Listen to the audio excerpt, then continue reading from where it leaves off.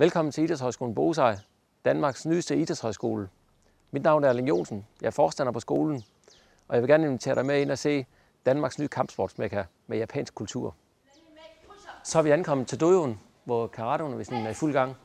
Det er Britt Larsen, den danske landstræner, som er i gang med karateundervisningen.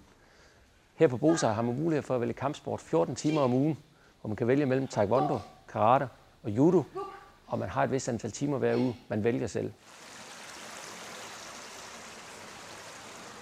Så er vi kommet ned i svømmehallen. Den er tom lige nu, men eleverne de er til karate, judo og taekwondo. Lige så snart de er færdige med timerne, kommer de ned og har mulighed for en svømmetur her. Vi befinder os i en af Danmarks flotteste svømmehaller. Det kan også blive en mulighed for dig.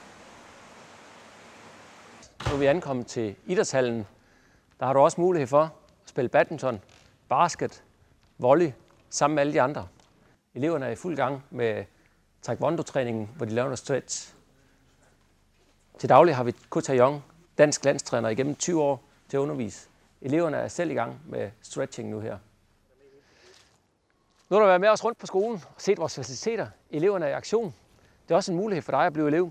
Du kan gå her 4 måneder, 6 måneder eller 10 måneder. Du skal bare gå ind på vores hjemmeside www.bosej.dk, melde dig til, så har du også mulighed for at blive elev hos os.